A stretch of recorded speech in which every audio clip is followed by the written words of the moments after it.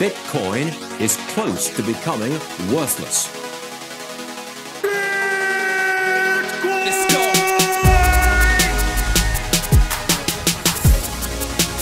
Now, what's the Bitcoin?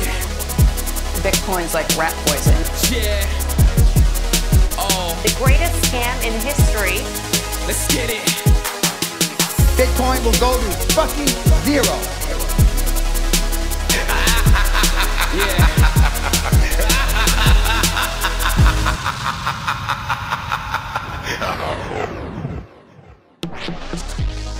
Alright, you ungovernable misfits.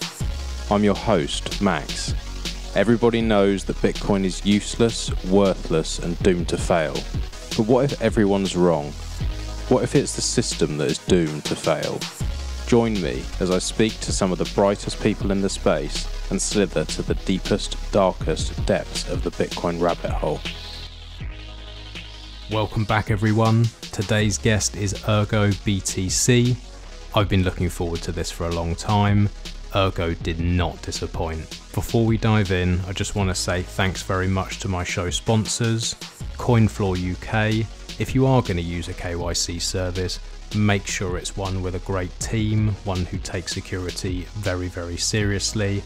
And after you've done that, think carefully when you take those coins off exchange about what you're doing. Listen to what Ergo's saying, because there are creepy people out there like him and others who know what you're doing, where you're spending your money, and that's not always a good thing. So think carefully and take steps to better your privacy. Enjoy.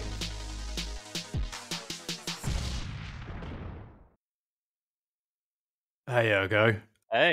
I think we're all good now. Your privacy is so good that I can't even record with you. No, it's just Firefox being Firefox. How you doing? Good, man. How are you? Very, very well. I'm very excited to have you on the show, and it's been a long time coming. I've been sort of trying to get more and more into this privacy stuff and learn more and more. And I stayed up all night last night listening again through your discussion on Citadel Dispatch with Bitcoin Q&A and with Matt, just trying to wrap my head around some of the stuff you guys are talking about. And a lot of it I get lost with, but I thought this would be a great opportunity to dig in a little bit deeper and speak to the master. But I have been warned. I have been warned not to speak to you for too long because you can track me through telepathy. Is that Elmo? Is Elmo out there? No, that's Bitcoin Q&A gave me that warning. Oh yeah, he's a smart ass. No, Elmo jumped on our show last night and asked some very, very weird questions, but no, that wasn't from him. But yeah, no, great to have you on. Thanks for doing it. And like I said to you before, there's no sort of direction particularly I want to take it. I just like chatting to Bitcoiners, people who are privacy focused, and that's it. Yeah, cool. I mean, this will be good. I'm sure that whatever questions you have, other people will have as well. I mean, I still really haven't done like a very basics podcast yet, so this is going to be great. I'm looking forward to it. Yeah. And so before we sort of dive into anything technical, obviously I've listened to that and a couple of other pods and bits and pieces, but I'm still not so sure really how this all came about, how you're doing what you're doing, how you found Bitcoin, why you care about privacy, and what sort of got you down this rabbit hole in the first place. Yeah. I mean, that's a good place to start. I'm kind of like, I guess, a lot of Bitcoiners, sort of come to it from Austrian economics, libertarianism. And, I sort of hung around, I guess, FinTwit, for a little while, a little bit of gold bug stuff, hanging around on Zero Hedge, and, eventually kind of stumbled on, Bitcoin, just kind of like everybody else does, as sort of like the natural kind of progression. Hung around through the bull market of 2017, and sort of come around the other side, and okay, I think I done all my studying. I've watched all my Andreas Antonopoulos videos. I've been listening to Stefan Livera podcast, and all of that stuff. And you're like, well, I could continue to just sort of buy and hodl, or I could sort of try to get involved and see what I can't maybe improve, and I'm not a developer, right? just kind of a guy that, just like most other people, sort of stumbles onto Bitcoin. When I sort of decided to start getting involved, I guess it was, I don't know, it would have been 2019 or so. CoinJoin was becoming popular. I think Wasabi Wallet had just sort of made it easy enough, right, with their implementation that, it was becoming kind of a real thing. So I was, hanging around sort of the Samurai Wallet Telegram and even the Wasabi Wallet Telegram at the time. And, one room was significantly quieter than the other. And, the louder room tended to really talk about some stuff that I was like, oh man, I've never really heard about this. And what that kind of was sort of this crypto anarchy kind of ethos, sort of this like, absolute kind of voluntarist sort of ethos where you sort of use the technology to opt out as much as you can. And they would share some links back and forth. Some of it was guys like Smuggler, if you've heard of Smuggler. And they always talked about stuff that was sort of, wrong with Bitcoin, at least in their opinion, right? The privacy issues with Bitcoin were kind of a real thing. And I said, if this is a real thing, I should probably get it figured out for myself. And, that sort of tripped off the whole kind of rabbit hole. Yeah, it's, I think, probably the most interesting rabbit hole to go down because, like you said, you sort of get in, you start learning about the economic side. You get to a point where you're like, yeah, I mean, there's no question this is the best money. You can listen for another 1,000 hours of people talking about it, people discussing where the price could go and all of that stuff. And I did it for a long time as well. And then you just get to a point where you think, well, I'm not really learning anything more here. Like I'm pretty solid in my views that this is the best money. But now when you realize, well, actually that the privacy is a real issue, and a lot of people like to dance around it and say, oh, well, we'll fix it later and it doesn't really matter. But it does. And it matters for the reasons you're talking about. Like if we're going to have a revolution, if we're going to have the ability to do what we want and say fuck you to the systems that are basically designed to hold people back and cause issues, then we need to have private money. And that's what really excites me about the ability to do things with like Samurai, because I'm certainly not a developer. I'm like very, very technically disabled or inept, or I don't know what the word would be, but I can still use Samurai and it improves my privacy so much more than I would without it. So I love having these sort of tools and trying to learn how to use them basically. Yeah, I mean, it's a lot of people I think do exactly what you and I kind of have both done, right? Which is, yeah, I've sort of reached the limit. I can sort of, continue to buy and hodl, or, if I want to get involved, that's kind of the next kind of logical step. And, for me, it was, like just like you, I'm not a developer, but it's, where is there sort of a perceived problem? How can I maybe help or get involved or do whatever I can to improve people's, usage? Because like you said, if this is going to become a real thing, right? And in my opinion, the real thing is that the real power of Bitcoin is it allows people to voluntarily and peacefully interact with each other, right? And if the privacy is an issue, then that becomes much more difficult, right? And so one of the big kind of, I guess, we'll just call it talking points is, the transparency of kind of the Bitcoin blockchain. I mean, anybody can pull up a web-based block explorer, plop in their address or a transaction ID, and see the movement of coins on chain. And that might not necessarily be tied directly to someone's identity or an identified address or an identified actor, and that sort of gets to Bitcoin's pseudonymity, right? Bitcoin is pseudonymous; it's not anonymous. And when we use those two kind of distinct terms, pseudonymity, it's not Max's address. It doesn't say Max's full name, last name, and his address and where he lives isn't what's on the blockchain, right? It's a jumbled up characters in an address. So that address is, kind of your one-time use pseudonym. And the way Bitcoin works, we can see the flows into and out of that address, basically. And to transition, I kind of call Bitcoin's pseudonymity powerful but fragile. It works and it can be used relatively privately, but it takes a good bit of additional effort, basically. So again, like I call it powerful but fragile. Linking your identity to your transactions is awful. Interacting with exchanges, which are known entities and typically easily identified on chain, is also pretty damaging. So that kind of what is where I sort of started. And then I sort of dove into OXT and KYCP and some of these other tools that sort of the Samurai team work around.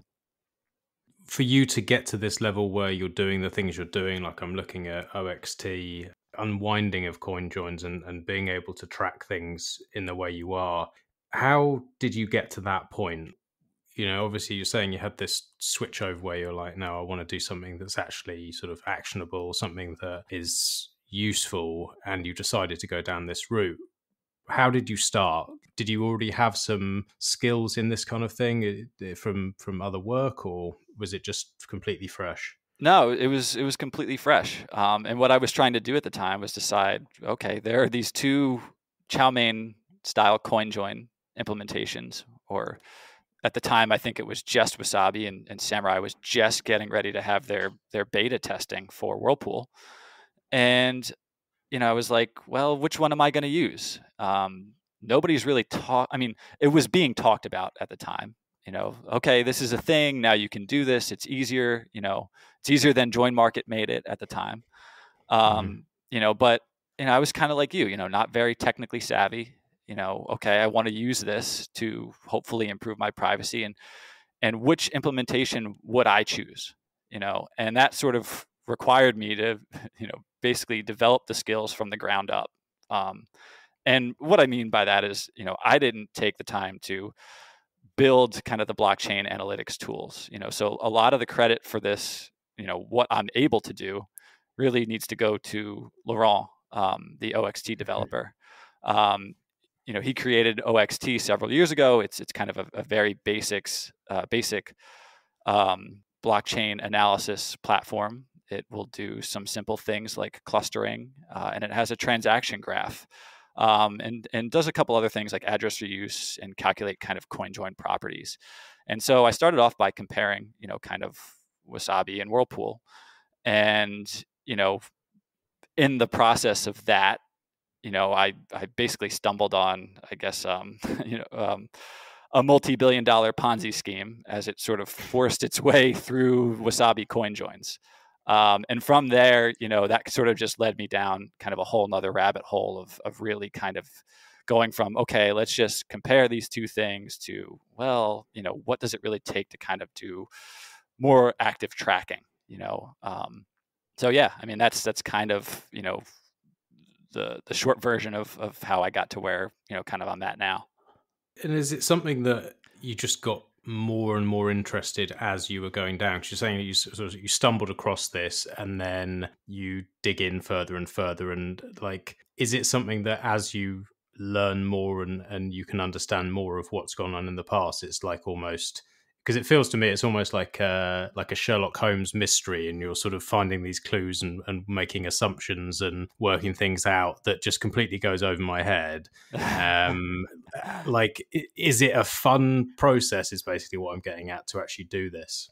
Yeah, I mean, I enjoy problem solving. I enjoy learning about technical stuff, to the best of my abilities, and sort of getting involved and getting kind of my hands dirty and understanding kind of the mechanisms and how things work. And it's just kind of the way I am. And I think a lot of people are sort of like that. And so, like you said, like I mentioned, it just sort of kind of became one thing after another, just sort of stepping further and further down kind of the rabbit hole. And just like you mentioned, that sort of mystery aspect, what am I going to find here is one of the things that I find, fun, right? and that sort of keeps me doing it. And I don't always find, anything relevant, right? There are times when people send me something, hey, could you look at this? And I'll spend, 20 minutes and I'm like, hey, there's nothing here. And that's what I mean by still kind of how powerful Bitcoin's pseudonymity can be. But yeah, I do enjoy it. And what's the craziest thing that you've come across? What, like, if you had to pick one thing and just be like, that I wasn't expecting, or that has blown my mind, what would you pick out as your number one? It was probably really Plus Token, the multi-billion-dollar Ponzi scheme. And I sort of stumbled on it accidentally. There was, an issue that sort of the Samurai guys were talking about with the Wasabi CoinJoin implementation. And, that was their address reuse problem. And for those that don't know, address reuse is awful for privacy. A lot of blockchain analysis assumptions are based on heuristics, and heuristics are sort of general rules of thumb that work most of the time, but when your heuristic is wrong, it's wrong. But address reuse isn't really a heuristic. It's, we know that an entity controls this address, and if it receives, multiple, UTXOs, we know that's still the same entity that controls those kind of coins. And so when I kind of stumbled on, the address reuse problem with Wasabi, it sort of just led to kind of this whole big debacle, which was, the multi-billion-dollar Ponzi scheme called Plus Token, a Chinese Ponzi scheme. They just about always seem to be Eastern Ponzi schemes, but and from there, I kind of went into, tracking mode.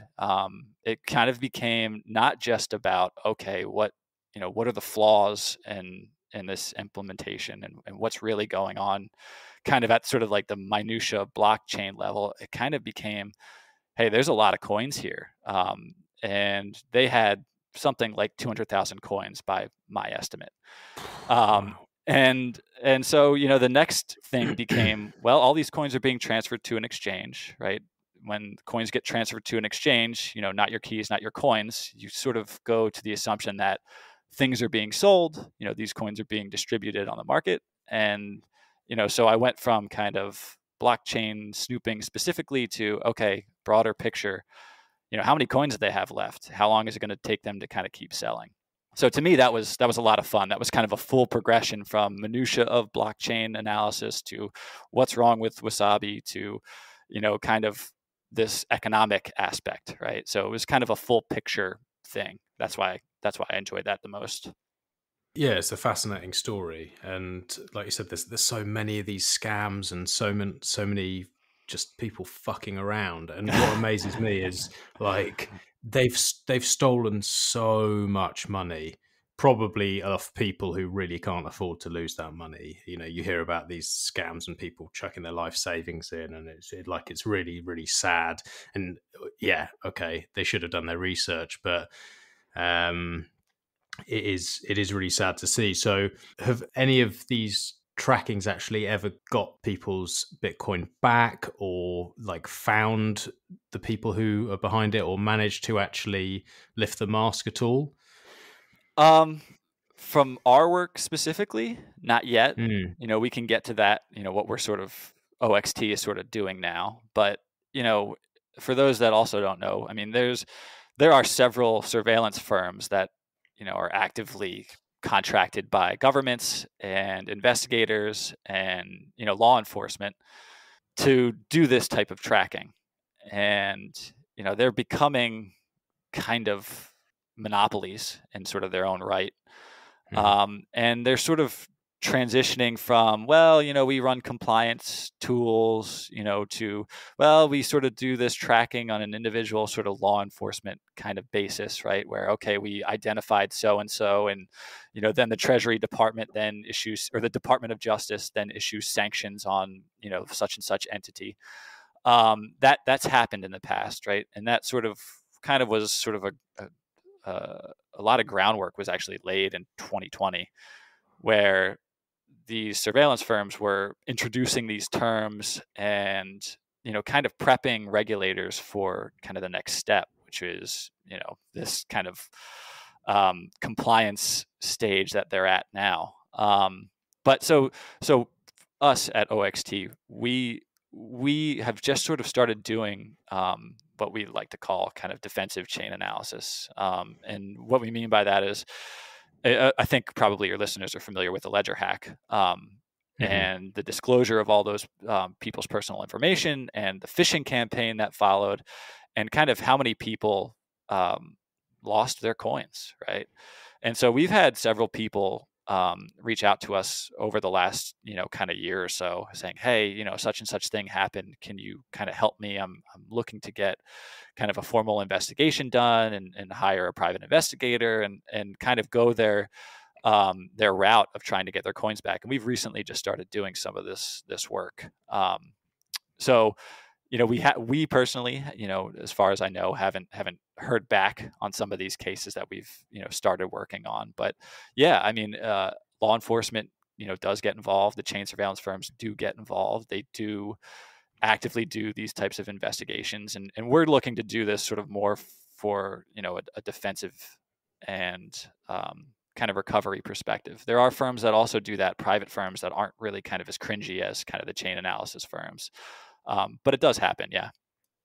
And so with this knowledge and being able to track and see, you're talking about, you sort of have these heuristics and you're looking at probabilities basically, then that arms you quite well to see, well, actually, what is the best way to keep some privacy on chain, and actually how to avoid these chain surveillance companies from actually spying on people, and presumably quite well how to fuck them up. So it'd be interesting for me to know, what is in your eyes like the best flow for like a normal user? What is the best flow? Is it just obviously try and buy no KYC, then whack it through Whirlpool, leave it there for as long as you can, and then send to a new address, or leave it in there and only spend from there? Like, what's a flow that's reasonable for people where it would give someone like you problems?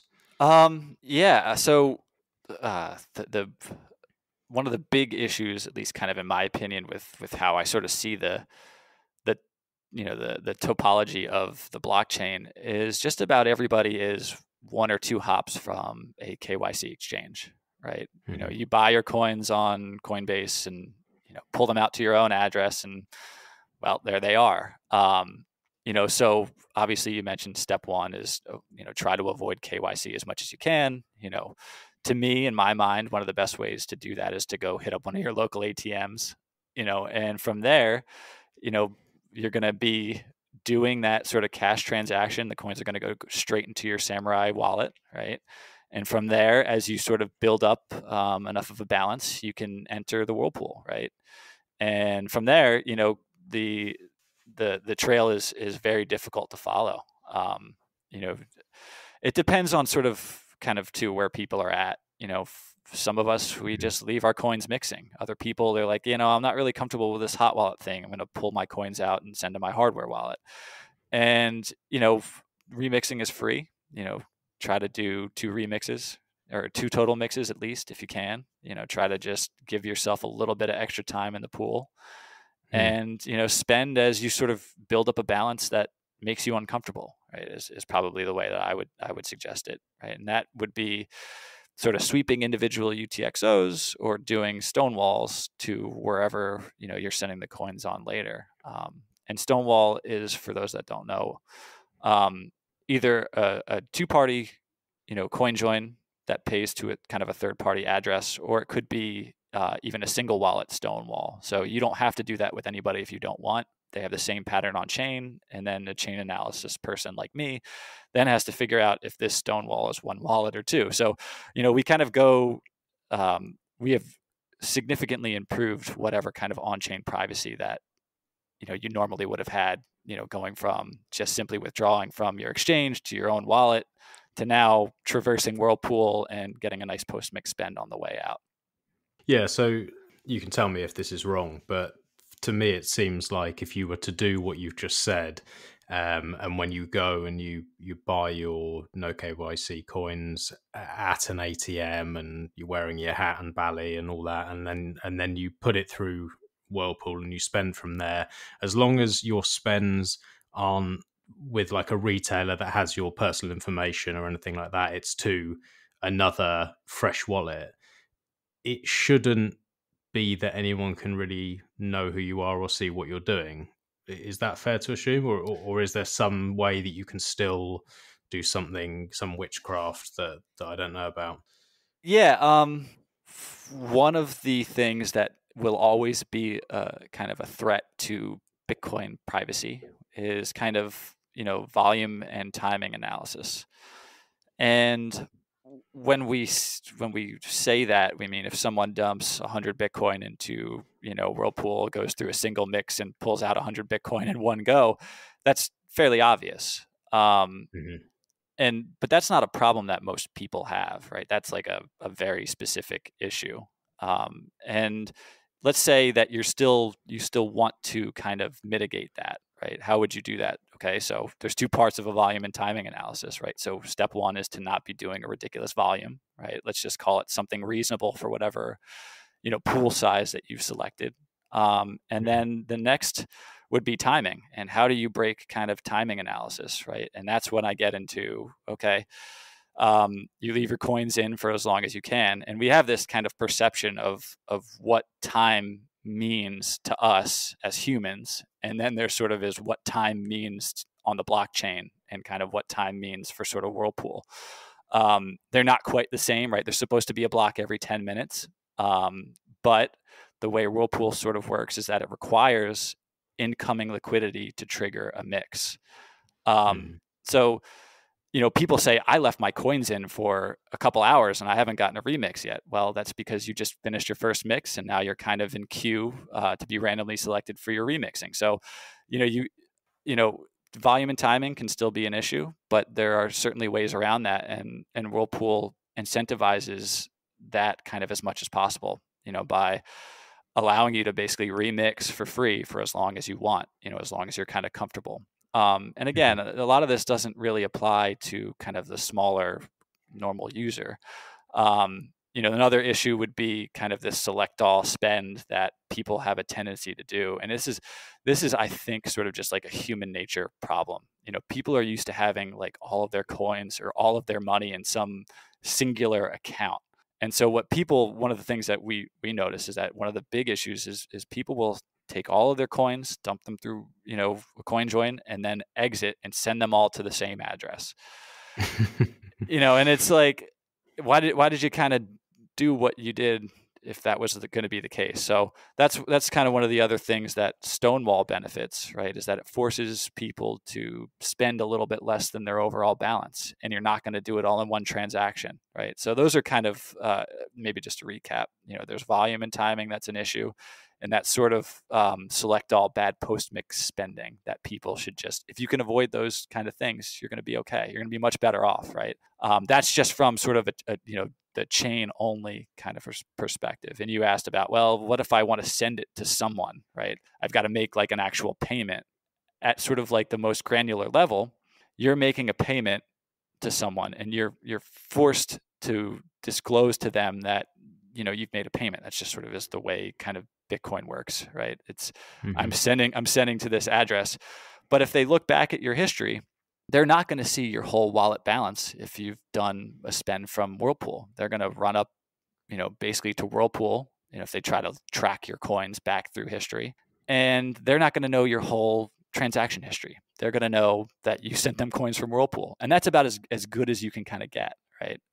Yeah. And I think a lot of people just don't seem to understand the importance of this. Like, I'm very much with friends of mine who are now, as the price is running up, they're starting to buy, the people who you talk to for years and years, and they ignore you and they see it run and they want to buy it. And it's very difficult to say to them, well, these are the reasons that you should be worrying about your privacy. And, do you really want someone to see your wallet balances? Do you really want them to have all this information and see what you've spent and who you've interacted with? And I think they're not used to it in the normal world. Like, they don't think about, oh, well, when I spend money from my bank account, that my boss or my employers or whoever else can see it. Yeah, the bank can, but they don't have that problem. So how do you think is a good way to explain it? Is there a better way that I'm missing to help make people see how important this is? I think there's, I was listening to your Catan podcast, just recently, and you both kind of came to the conclusion, hey, I just don't really force, preaching Bitcoin onto people anymore. And I think that the next kind of step for most people after they sort of get in is, okay, I've got this thing, and I want to, I've got it on my hardware wallet, and maybe at some point they start looking to spend, right? And hopefully they sort of come across something like this, and they realize that there is a problem here, right? Which is kind of hard, like you said. The difference between sort of Bitcoin and kind of the traditional financial system is that Bitcoin is entirely transparent. We kind of get back to that. I can plug any address into a block explorer and track the coins, the previous history or the forward history. That's me, just any person, right? Any curious third party can do that. And it's not quite the same as kind of the traditional financial system where, like you said, the banks, kind of act as a buffer for anyone else from knowing. But you sort of mentioned kind of one important part there, which is, let's say you have a job and you're earning Bitcoin income, on whatever basis. Because of the way Bitcoin works, your boss pays you to an address, right? And then they can follow your spending habits sort of forward. So maybe for a reasonable person, it would be, hey, just so you know, this is how Bitcoin works, right? If I send you coins, I can then follow, right, the future spending pattern of those coins. And if you said something like, hey, would you be comfortable with your boss knowing all of your spending habits? They might, go, wait a minute, this is something that I need to figure out, right? So I think that's a good way to talk about it to people. It's more relatable. It's not kind of this highly technical sort of, minutia thing that we're kind of talking about now. But so some of it, I think too, that you can do is being sort of an experienced Bitcoiner, you can, send coins to your friends and use that kind of as an example too, right? Something that's sort of personal, and say, hey, just so you know, I watched you do this, or I saw, this kind of spending habit. So, at kind of really creepy with them. Yeah. Oh, I watched it. I it's like, I don't know of kind of a good way to do it. It's like, it sort of becomes kind of, a fear and awakening kind of thing. Like, oh shit, this is something that I need to kind of get figured out.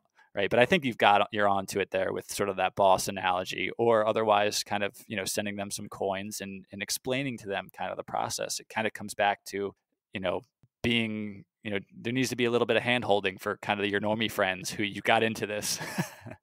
Yeah, there does. And like I was saying with Katana, I don't really speak to people that much about it, but I will.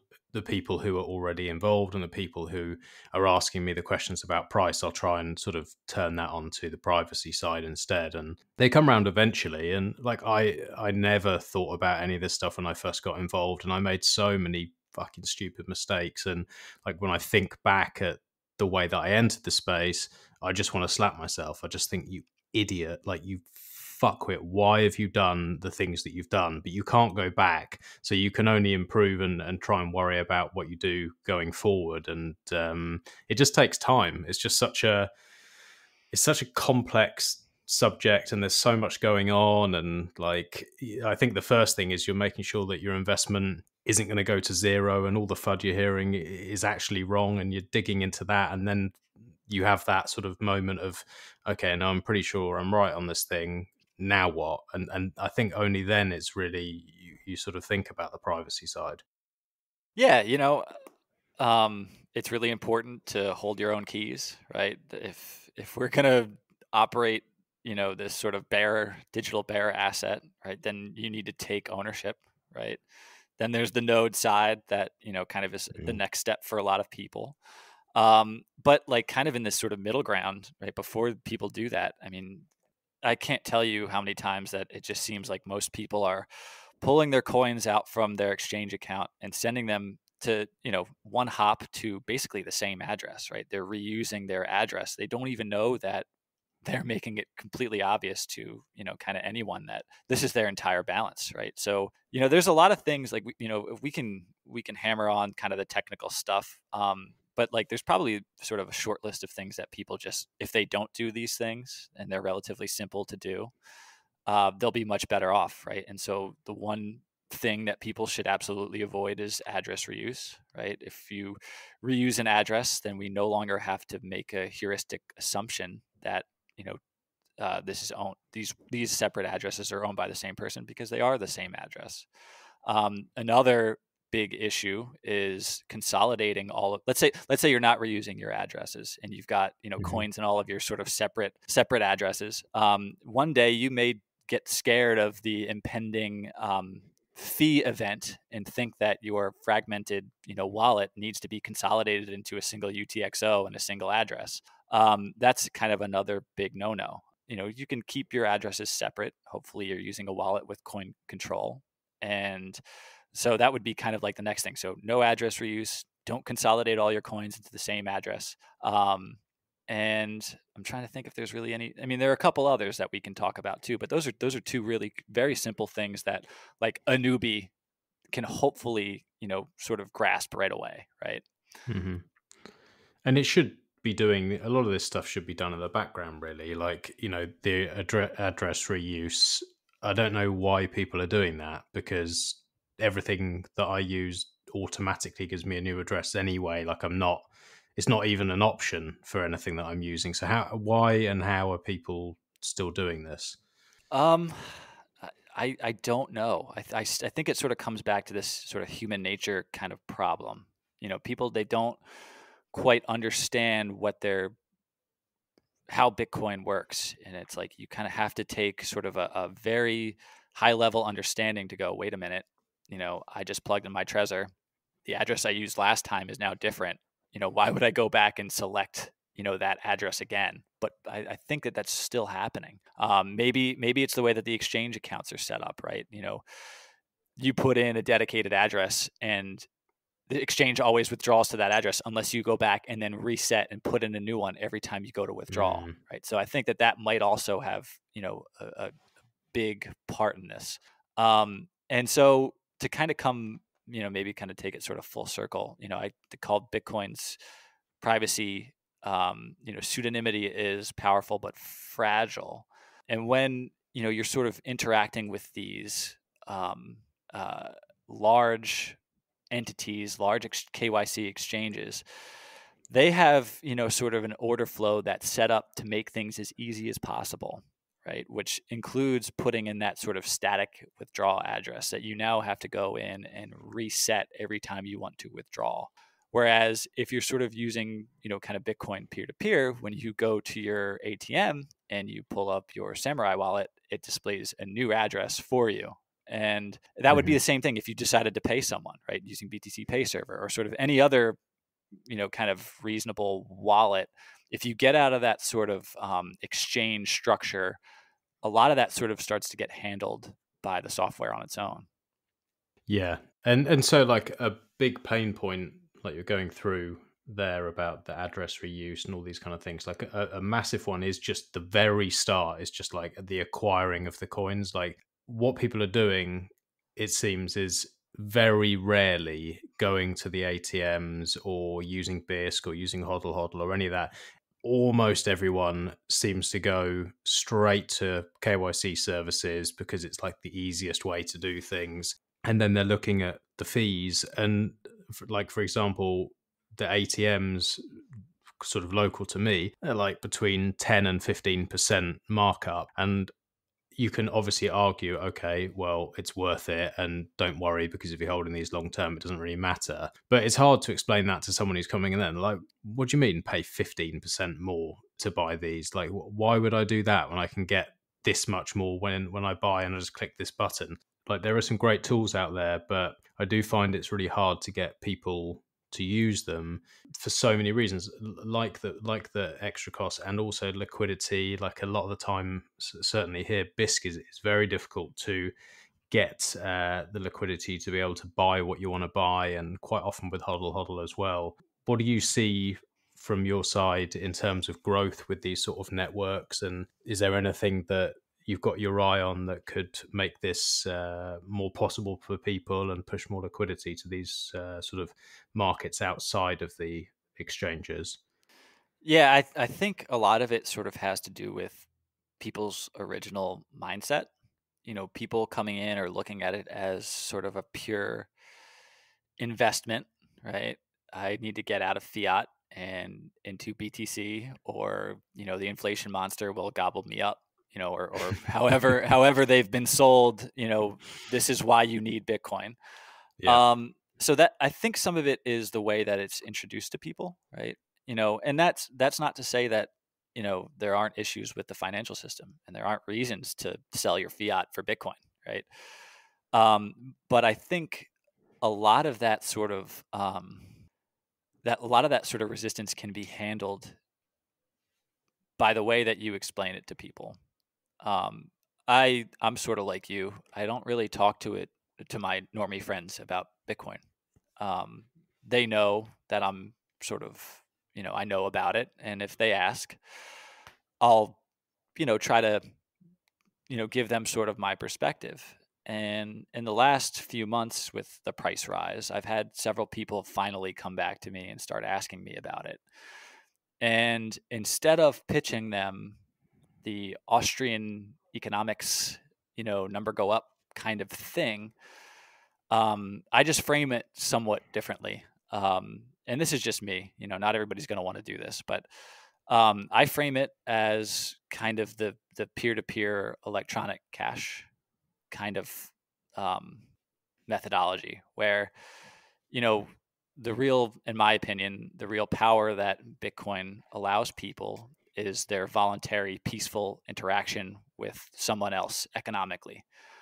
And if you enter, if you're trying to exit the involuntary permission system that we kind of have now, right, where you have to go KYC yourself for your bank account, the taxes are automatically taken out of your paycheck. So many things that we do right now are entirely permissioned. That Bitcoin, and sort of your voluntary interaction with Bitcoin, can sort of be one of the only outlets where you get to interact with something permissionlessly. And if you can sort of take this, I really just want to get some, I'm worried about these fees, and you sort of kind of turn it on its head and say, the goal isn't to get as much of this as you can. The goal is to, peacefully exit the system as best you can. The hurdles become a little bit more maybe palatable, right? That doesn't make them, easier necessarily, but it sort of, frames things for people and like, hey, this is where I'm at with my sort of Bitcoin journey. Can I shortcut that process for other people, right? And that's sort of how I look at things now. Do you view it as that? Do you view Bitcoin as a necessary escape hatch? Do you think that this is something that most people are going to need in the coming months and years? Obviously, there are some people who need it right now as well. But like, what's your view on this? Do you think that this is going to basically become necessary for most people as we see the fuckery continue in the traditional financial systems and with everything that's going on with the governments around the world at the moment? Yeah. I mean, I usually try to tune out from the news and sort of social media kind of as much as possible. But, there are sort of new emergent narratives about how the people in power are, instead of turning on, an external entity and framing them as the enemy, they're sort of now framing their own people as the enemy. Domestic terror, the 6th January event at the Capitol in the United States.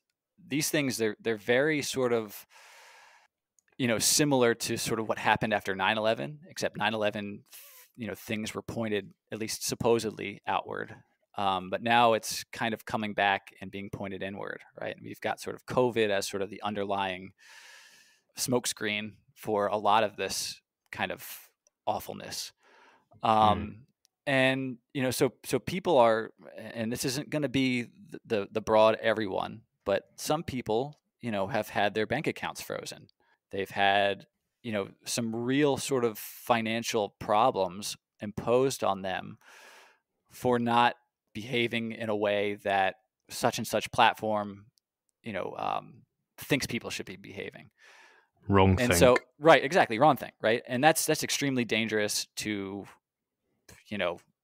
basically kind of free society as we know it. So what will people do kind of in the coming years? Maybe they're just always going to be the people that don't see the problem that's hurtling towards them, and they're going to be the people that are or have received or been on the short end of the overreaching state or the overreaching oligopoly of whatever company.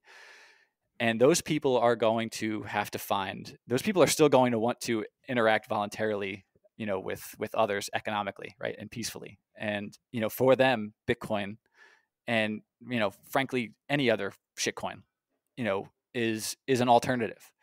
And they're going to explore those alternatives, right? And it's only going to be sort of quickened the more the way I see it is the more heavy-handed the state is, the more people that they're going to push to Bitcoin, right? And that doesn't mean it's going to be most people or all people, right? And they're not going to be on the Bitcoin standard in 2 years from now.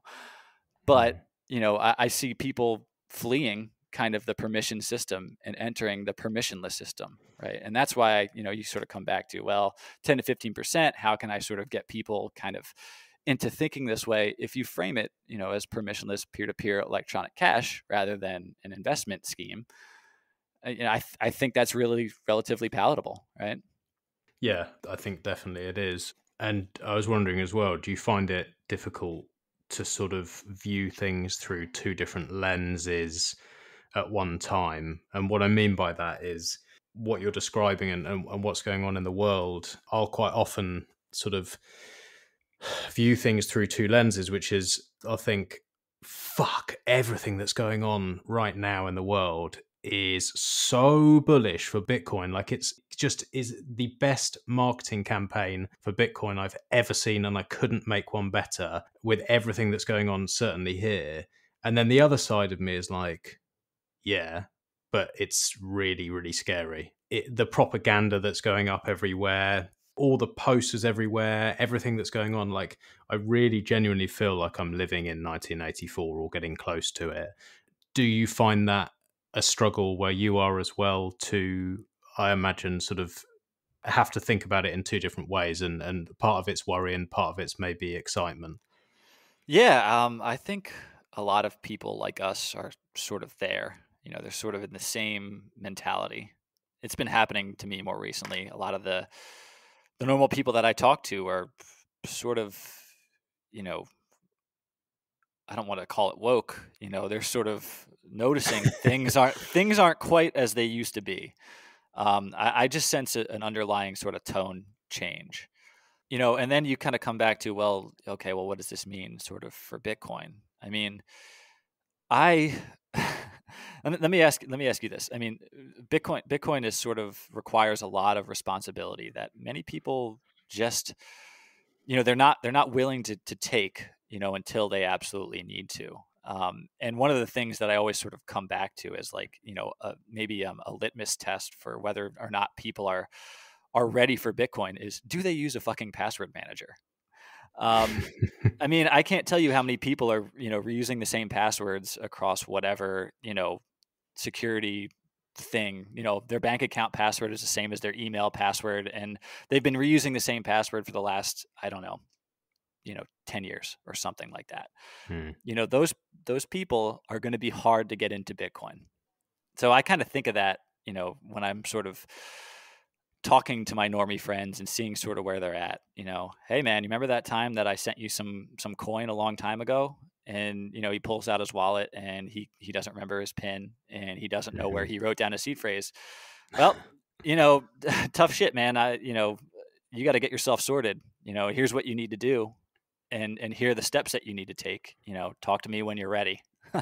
I see the the overlying, or the societal struggles that we're going through now as something that pushes people towards Bitcoin. But I also see where most people are at and just sort of how they handle their own personal responsibility. And there's a big divide between those two things. Some people will converge, some people won't, Yeah, I think a lot of that comes down to people have sort of been domesticated. A lot of the way people are taught in schools and universities and in their jobs, they have to have less and less responsibility. You're talking about, people using the same PIN number or the same password. Well, a lot of people will just say, oh, well, the bank will bail me out. Oh, well, my credit card covers that. My insurance covers that. So they don't have to be accountable for their stupidity. And so they're just not used to it. Whereas the people that I found generally that I'm speaking to within Bitcoin haven't always had such a normal life, or they've had to live life a little bit outside of the system, or they've had some hardships where they've had to actually take on the responsibility for themselves. And they are ready. They're already prepped for this. They're like, yeah, well, I've been looking after myself forever, so what's the fucking difference? I think that the people who have had it very, very easy will find it hardest to make that switch. I think you're right. And how do you how do you sort of assess where the person is at that you're sort of talking to, right? I know you're sort of asking in kind of the broadest sense, what does this, what does all this do for Bitcoin in general? And I don't really like to worry about that or think like that, because so much of that is just sort of outside of your control, because it depends on where that person is kind of at themselves. But it really comes back to like talking to people and understanding where they're at, and not shoving this sort of ideology down somebody's throat, trying to meet them halfway or meet them where they're at, and sort of, assessing on a case by case basis. And the more that you do that, probably the better off, the people that you teach about Bitcoin will be, right? Yeah, I think so. And the other thing that I'm kind of, I don't know about whether I'd say I'm worried about it, but the other reason I'm sort of pulling back from speaking to normal people about any of this stuff is I have a strong feeling that we're going to become the villains. You were talking earlier about, domestic terrorists and how things are being turned on, it's internal, and they're like dividing people into groups of left and right, and, all these different little groups that people are being divided into, and people are starting to attack each other and grass on each other. And the behavior that I'm seeing in the UK is so fucking pathetic. It really is sad. And I have this feeling that we are going to be targeted as either destroying the planet or, there would be some bullshit to turn people against the idea of this. And what really makes me think that that's going to happen is the propaganda that we've got going out all over the UK at the moment is posters which will say things like they have like an old man in hospital dying, and then it will say, tell him COVID-19 isn't dangerous.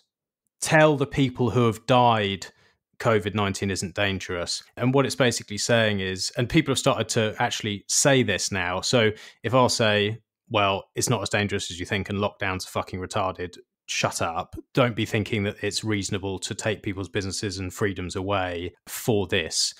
They will just come back with that. They go, oh, tell that to the people who have died. You disgusting. I know someone who's died. And I feel like that might happen with the financial system, where it's going to collapse. Like, things can't continue forever. It's an absolute shit show. Do you think they're going to go, oh, well, Bitcoin was the cause of that? I don't see Bitcoin being fingered as the cause, kind of in the sense that you're sort of thinking. But I mean, you can sort of look back at kind of what's happened in history with other currency collapses, and this is probably where people need to, okay, I understand there's some problems going on in the world.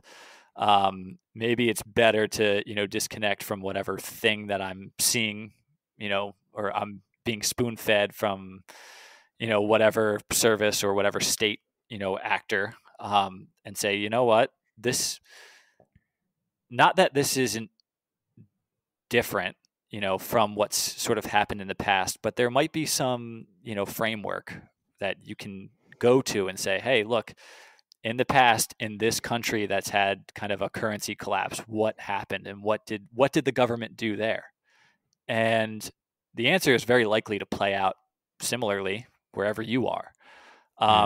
So reading a bit of history now is probably very useful to a lot of people, and I think it's something that has that people don't do anymore. You might pick up an Austrian economics book, read a little bit of Hayek, something like that, but some sort of real historical perspectives, I think, are very valuable now. You can use them as sort of your own heuristics for, hey, this is sort of what might happen here, because it's what's happened in the past, and it's how governments have acted in the past. And you can sort of think about that and use that to position yourself. And like you could pick Venezuela as an example, their recent currency collapse and recent issues. Well, what happens is that they frame this as a problem of the speculators. The speculators are the problem, and they're the reason that we are having whatever problems, and we're going to put in capital controls, and the capital controls make things worse. And, eventually there sort of is, a light switch that goes off and everyone realizes what the hell is going on. And there still is sort of that gap between where most of the West is at now, and sort of where, maybe you and I are, and where some other Bitcoiners are. But you can sort of use those things as a heuristic for how they might play out. I don't see Bitcoiners, this round being, targeted, maybe in the future. But I still think that there are, kind of undertones of potential, issues for Bitcoin. I don't want to call it, pure targets, right? We've already got the creeping KYC kind of issue, right? We've got exchanges now requiring that people, KYC their withdrawal address, right? That's another sort of step in the wrong direction. There are some mining pools that are making rumblings of, hey, we are no longer going to mine transactions involving OFAC sanctioned addresses. Okay, I'm not an OFAC sanctioned entity, but we're sort of walking towards that kind of slowly, kind of with Bitcoin, right? So people, I think, need to start getting ready, start getting prepared. Yeah, it is definitely creeping, and it's only going to go one way. Like, they're going to continue to try and strangle it and do whatever they can, because it's what they always do. Are there any tools out there? We talked quite a lot about Samurai and obviously Rona Dojo and these other tools that you can use. Are there any other tools out there or things out there that are coming down the pipeline that are really exciting you and would stop you from being creepy and looking at my transactions and sort of knowing what's going on? I don't think there's much at the protocol level that's coming that will significantly move the needle for privacy. I know people are excited about Taproot and Schnorr signatures and how that will hide kind of the multi-signature address footprint. That will be a bit of a benefit for Lightning Network, that it'll sort of hide, channel openings and closings, which, certainly is a benefit. And there's been a little bit of research that's been published recently about Lightning Network that sort of compounds the on-chain assumptions and heuristics and issues, and sort of levers them onto the Lightning Network itself. So that will certainly help. Something like confidential transactions would be absolutely wonderful to see on Bitcoin, but that's just not going to happen. There might be some other smaller changes, like I think it's called cross-input signature aggregation, which I think it's just a fancy term for making transactions a bit cheaper. That would help coin joins. And the one other thing that I do like, I think it's called Stratum. Stratum V2, something like that, that works for the mining thing. right? Exactly, for mining. That will sort of make mining a little bit more kind of decentralized. And I'll have to dive into the technicals of that. But there are some, some interesting things that some of the mining pools are doing. I think one of them, Laurentia pool, some of them they're not taking possession of the Bitcoin block rewards that they're mining. They're paying them basically straight to the users so that they never assume custody, and then they are more likely to be able to evade kind of financial sanctions. So I think that's very promising. And then sort of other than that, you're looking at things at the application layer, which kind of gets back to Samurai Wallet and CoinJoin and Bit47 and Cahoots transactions and all these other things that really will benefit people's kind of privacy as much as that stuff to me really moves the needle. It doesn't do it by default, which we would like to see at the protocol level, but it at least gives people the option to get significantly better privacy. And with their privacy, and then with that better privacy, it sort of gets back to that. Yeah, okay, now we can sort of use Bitcoin as voluntarily, economically as possible, right? It's exciting. Like I'm like, what gives me a lot of hope is that I'm able to use these tools. Okay, maybe not that slick, and I have to call up Bitcoin Q&A every now and then, and I'm gonna go, fucking hell, mate, what have I done now? This isn't what it's not perfect, but I can do it, which means anyone can do it, and it's not that hard. And just having those two, like if you have a graphene phone for 150 quid and you run a Ronin Dojo for a couple of £100 and you have Samurai, you're pretty good. Like it seems, if you follow what you're talking about and don't do anything stupid and don't you think about these timing analysis things, and you're not a whale chucking in 1,000 Bitcoin or something like that, then it seems like for a few £100 and not that much hardship, you can have a massive increase in your privacy, and that's exciting to me because I can only see that getting better. Yeah. I mean, I agree. The $100 or the $150 that you would have spent on kind of a hardware wallet, you could just buy a halfway decent Android and just use that only as a wallet, right? You put Samurai on it, and you get all of the additional Samurai features and kind of functionality and optionality, right, that you don't get with the hardware wallet.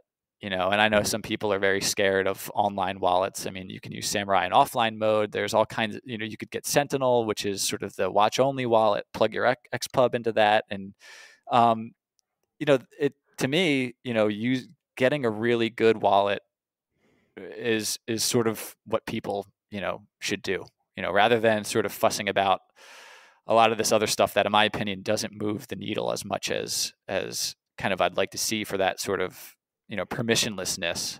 Absolutely getting your coins off the exchange is step one, right? And then from there, if you're sort of looking to kind of use Bitcoin a little bit here and there, maybe it's not for everything, but let's say you want to buy something that, you want a little bit of extra privacy for, right? There are, for example, VPNs are becoming much more popular, right? And there are a handful of VPNs that accept, Bitcoin and, like Monero and a couple other cryptocurrencies. And like for a lot of people, instead of using your credit card to buy your VPN, that would be a really great, kind of experiment or a great kind of experience. Okay, I'm going to spend some of my Bitcoin that I mined or that I bought with cash on the ATM. It's gone up enough now that I think I'm going to buy this VPN with Bitcoin instead of using my credit card. And that's sort of where like that good wallet, gives you the options to do things, kind of much better. Yeah, I've literally just done that from my Samurai for Molvad, which was brilliant, worked perfectly, and it just takes out that. Doing it on credit card just seems a little bit weird. You're giving your information away. Do you know what I mean? Like it just, you're doing it, and you're thinking, this is dumb. Like this is there's got to be a better option, and Yeah. that is the better option. So yeah, I agree with that. And look, I know you've got a hard stop, and I know obviously I don't want you tracking my transactions. I'm now creeped out with what Bitcoin Q&A has said, so I won't keep you much longer. But I just wanted to close out on what you were saying there about the hardware wallets and having Samurai on a phone. It's something that I still struggle, like being completely honest. I love the Samurai team and I love what they're doing, but I have to be completely honest and say I don't feel comfortable to leave too much of a large amount sat remixing indefinitely. And maybe that's probably just because I don't actually understand what's happening in the background, so I can't really see, how safe this is. And I've got this thing in my head of, you've got to use your hardware wallet. How much of that, in your opinion, is reasonable and how much of it isn't? Because people spend a lot of money on hardware wallets and maybe it's not as necessary as we're all thinking. I don't know. It'd be interesting to hear your thoughts.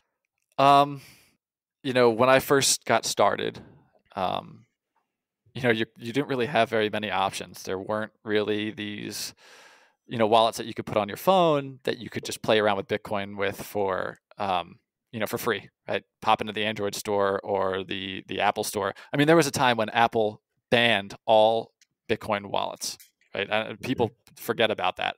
But like for sort of just getting started, putting in $50 and trying to, figure out if this is for you or not, do you really need to spend $100+ on a hardware wallet?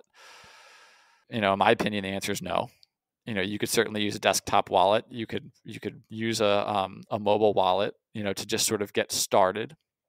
And then you get into the, okay, I'm past my sort of trying this out phase. I'm sort of into taking this a little bit more seriously. I know that there's a risk to having your keys online. And I'm not a security software expert who's going to say, well, if you don't do, you've got to worry about side channel attacks and, secure modules and all of these, kind of things. I mean, if you sort of look at what it takes to extract a seed, for most devices, they could get your seed, which is why you should be using a passphrase. And if you're using a decent passphrase, they would then need to have a keylogger on whatever it is that you're using to get to your coins, right? And that sort of is kind of the flow, right? And that doesn't mean that,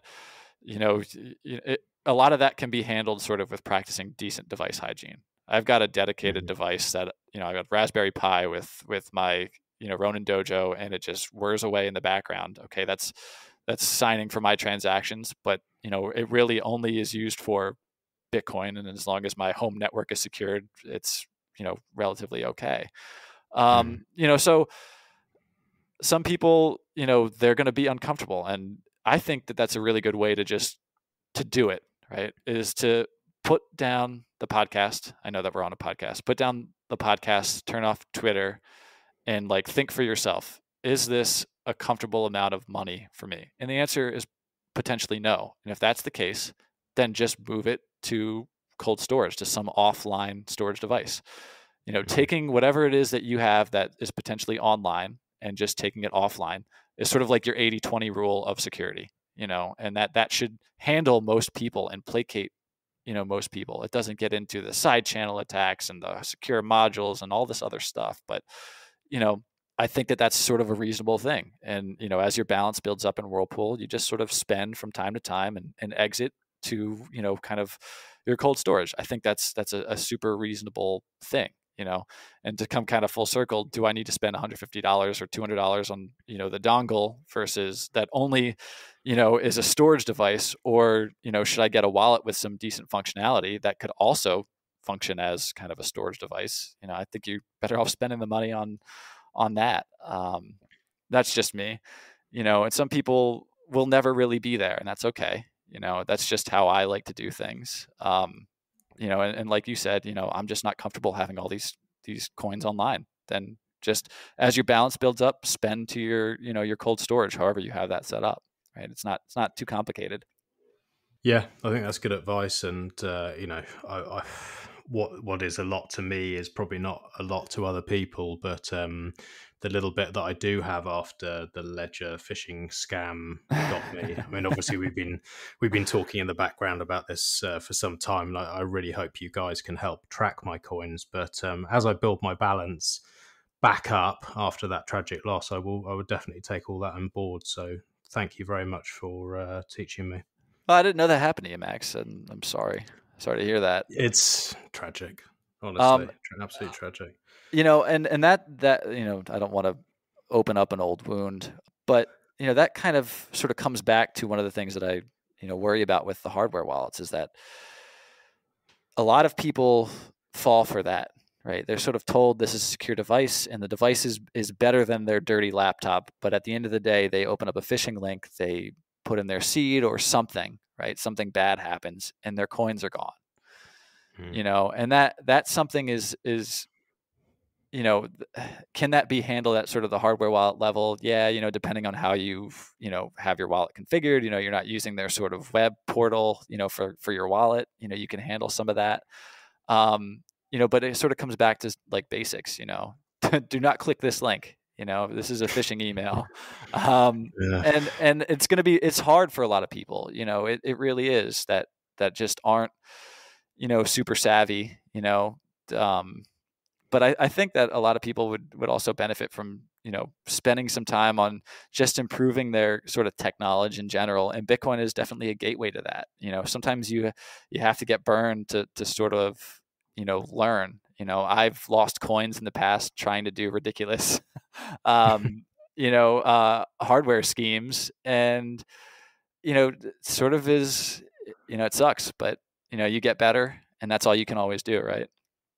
Yeah, that's all we try and do, and learn from our mistakes. And yeah, we all do stupid things, and I regret my decisions, and it happens, but it's about moving forward. So yeah, thanks for the advice, and thank you very much for coming on the show and for everything you do. It's very much appreciated, and it would be great to have you on again in the future and see what you're doing and what you're tracking. But is there anything else that we haven't covered? Anything that you wanted to go through that we haven't? No. I mean, you could check me out.